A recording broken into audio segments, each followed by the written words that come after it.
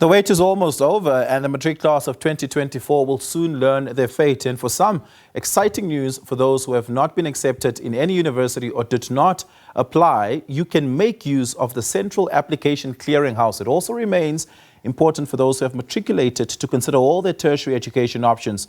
For more on this, we're joined by former UCT Vice-Chancellor Professor Mamokgethi Phakeng. Prof. Phakeng, good evening. Thank you so much for your time. Really do appreciate it. Now, you're a proponent and an advocate of the Central Application Clearinghouse. Perhaps to those who are unfamiliar with it, describe the program to them and its intended outcome. Thank you very much, Oliver, and good afternoon. I was shocked last year when I talked about the Central Applications Clearinghouse that many people were not aware of its existence. And that's because the Department of Higher Education was not talking about it, even though it's a resource of the government they set up a few years ago.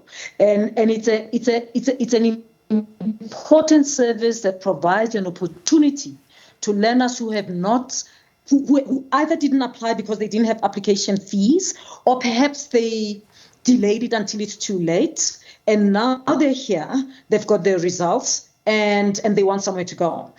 You don't apply to one university, you get placed in a university where there's space or an opportunity to study in an area of your choice. And so it's if you think about it, actually, we should be using it even under normal circumstances. But of course, it works much better now because many students go and apply, and those who haven't applied can go to the Central the Applications Clearinghouse. If you have not applied, you get your results, you don't know where to go. Yeah. You just go to the Central Applications Clearinghouse to put in your details, say what you want, and then you'll be placed where there is space. It's better than queuing. It's better than sitting there being frustrated. Also, if the university that you applied to gave you a regret because your results are not at the level that they required, then you should apply to the Central to the Central Applications Clearinghouse because it will place you. I think it's an excellent service for our country, and the Department of Higher Education should speak about it more, not me. Yeah, who administers it and how is it administered? Well, the Department of Higher Education manages all of it. The Committee of Vice-Chancellors, all the universities that are signed up for it, so you get checked. There's a committee. When I was still Vice-Chancellor, there was a committee that was looking after it, and they would place students at universities where there are spaces.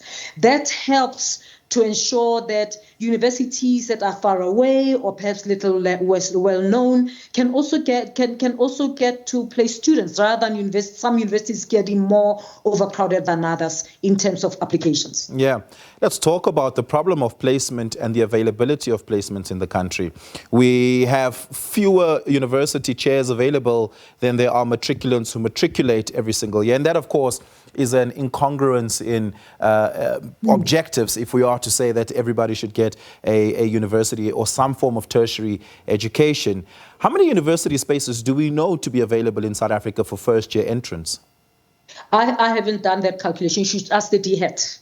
You know, I'm not in higher education in that way, so I'm focusing on my businesses. Right. But the point that you are making, Oliver, is very important. We don't have enough universities. But here's the thing. We do not have to have all students going to university. There's FET colleges, TVET colleges that students can go to. Right. And I think that's not drawn on enough.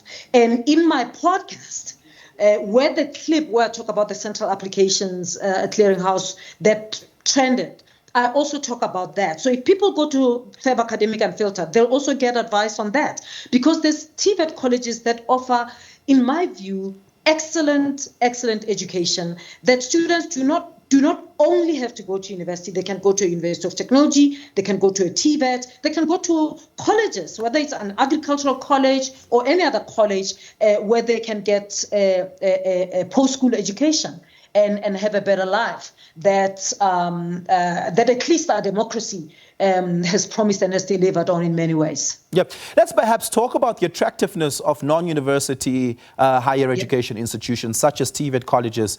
Why is it that we don't place enough emphasis on them as a pathway to further education?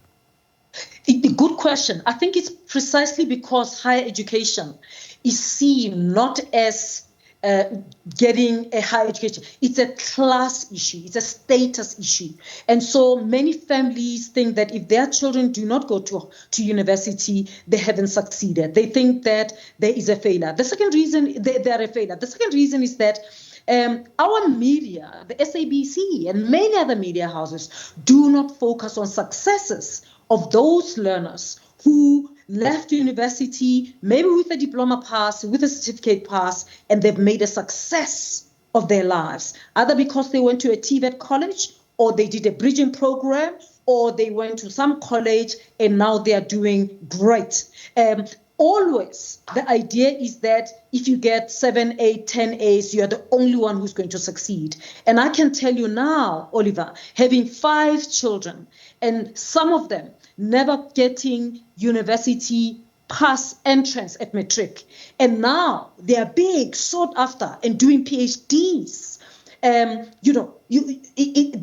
It doesn't mean if you don't get a university entrance, you will not succeed. You can succeed. And the more we talk about that and showcase those successes in our media, print, voice, and screen, the more learners will believe the stories that we tell them, that they can be a success without going to university.